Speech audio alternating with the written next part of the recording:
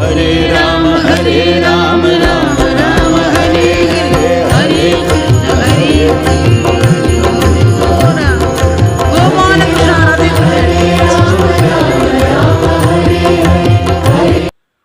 എല്ലാവർക്കും ക്ഷേത്രായനത്തിലേക്ക് സ്വാഗതം. പാൽപായസം പോലെയാണ് അമ്പാടിക്കണ്ണന്റെ ദർശനവും. അത്രയ്ക്ക് മധുരമാണ് കണ്ണനെ കാണുക എന്നുള്ളത്. ഞങ്ങളിന്ന് എത്തി നിൽക്കുന്നത് അമ്പലപ്പുഴ ശ്രീകൃഷ്ണസ്വാമി ക്ഷേത്രത്തിലേക്കാണ്. ഇവിടുത്തെ പാൽപായസം, അമ്പലപ്പുഴ പായസം ഏറെ പ്രസിദ്ധവുമാണ്. അതിനപ്പുറമാണ് കണ്ണന്റെ ദർശന സായുജ്യവും. മധുരം തുളമ്പുന്നതാണ് ശ്രീകൃഷ്ണസ്വാമിയുടെ ദർശന പുണ്യം. എല്ലാ ഭക്തജനങ്ങളെയും ഈ വീഡിയോയിലേക്ക് ക്ഷണിക്കുന്നു. എല്ലാവരും ആദ്യാവസാനം ഇത് കാണണമെന്ന് വിനീതമായി അഭ്യർത്ഥിക്കുന്നു. അമ്പലപ്പുഴ ശ്രീകൃഷ്ണസ്വാമി ക്ഷേത്രം.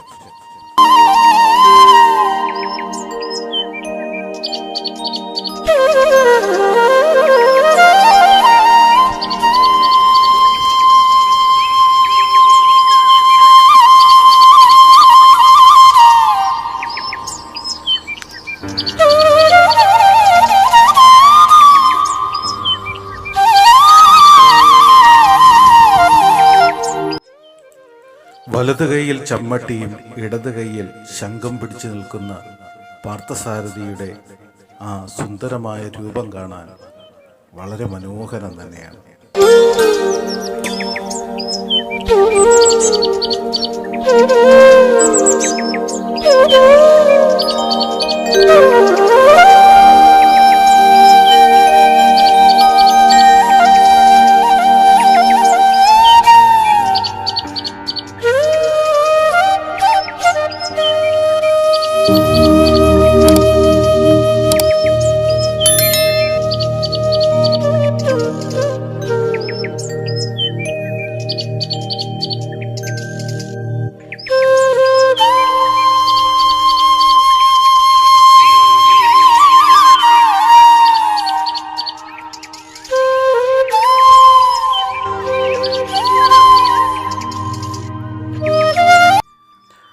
അമ്പലപ്പുഴ ശ്രീകൃഷ്ണസ്വാമി ക്ഷേത്രത്തെക്കുറിച്ച് ധാരാളം കഥകൾ തന്നെ ഉണ്ട്.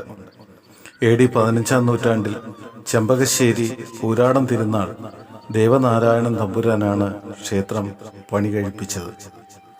കേരളത്തിലെ ഏറ്റവും വലിയ 7 ക്ഷേത്രങ്ങളിൽ ഒന്നാണ് അമ്പലപ്പുഴ ശ്രീകൃഷ്ണസ്വാമി ക്ഷേത്രം.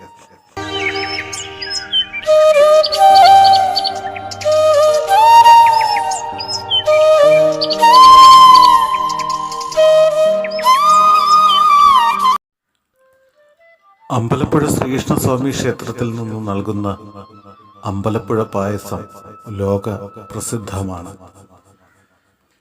അരിയും പാലും ചേർത്തുണ്ടാക്കുന്നതാണ് അമ്പലപ്പുഴ പായസം. പണ്ട് ടിപ്പു സുൽത്താൻ കേരളത്തിലെ വിവിധ ക്ഷേത്രങ്ങൾ ആക്രമിക്കുന്ന സമയത്ത് ഗുരുവായൂർ ക്ഷേത്രവും ആക്രമിക്കും എന്ന് കരുതി അവിടുത്തെ ശ്രീകൃഷ്ണ ഭഗവാന്റെ വിഗ്രഹം അമ്പലപ്പുഴയിൽ കൊണ്ടുവന്നു എന്നാണ് പറയപ്പെടുന്നത്. 3 വർഷത്തോളം ഈ ക്ഷേത്രത്തിൽ വച്ചതിന് ശേഷം തിരികെ കൊണ്ടുപോവുകയും ചെയ്തു. ആ സമയത്ത് അമ്പാടിക്കണ്ണന് നിവേദിച്ചത് ഈ അമ്പലപ്പുഴ പായസമായിരുന്നു. അതിൻ്റെ രുചിയാൽ ഭഗവാൻ ശ്രീകൃഷ്ണൻ ഈ അമ്പലപ്പുഴയിൽ ഗുരുവായൂരപ്പൻ, സാക്ഷാൽ ഗുരുവായൂരപ്പൻ ഈ പുണ്യഭൂമിയിൽ എത്തിച്ചേർന്ന് ആ നിവേദ്യം സ്വീകരിക്കുമെന്ന് എല്ലാവരും വിശ്വസിക്കുന്നു. അതുകൊണ്ട് തന്നെ അമ്പലപ്പുഴ ക്ഷേത്രവും ഗുരുവായൂർ ക്ഷേത്രവും തമ്മിൽ ആചാരങ്ങളിൽ ഒരു തുല്യതയുണ്ട്. ഗുരുവായൂർ അമ്പലത്തിലെ ശിവേലി തന്നെ വൈകുന്നേരമാണ്. അമ്പലപ്പുഴ സദ്യ ഉണ്ണാനും പായസം കുടിക്കുവാനും വേണ്ടി ഗുരുവായൂരപ്പൻ എത്തുന്നത് കൊണ്ടാണ് ഈ സമയക്രമത്തിൽ മാറ്റം വരുത്തിയതെന്നാണ് പഴമക്കാർ പറയുന്നത്.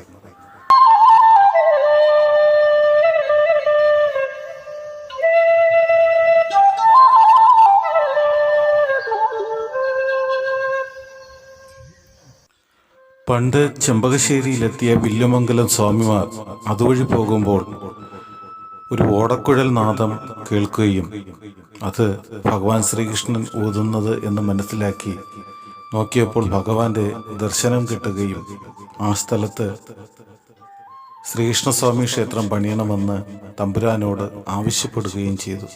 അങ്ങനെയാണ് ഇന്ന് കാണുന്ന അമ്പലപ്പുഴ ശ്രീകൃഷ്ണസ്വാമി ക്ഷേത്രം ഇവിടെ ഉയർന്നത്.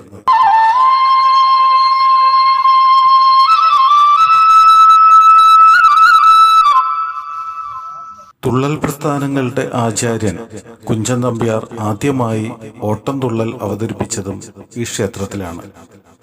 അദ്ദേഹത്തിൻ്റെ മിഴാവ് എന്ന വാദ്യോപകരണവും ഇവിടെ കാണാം.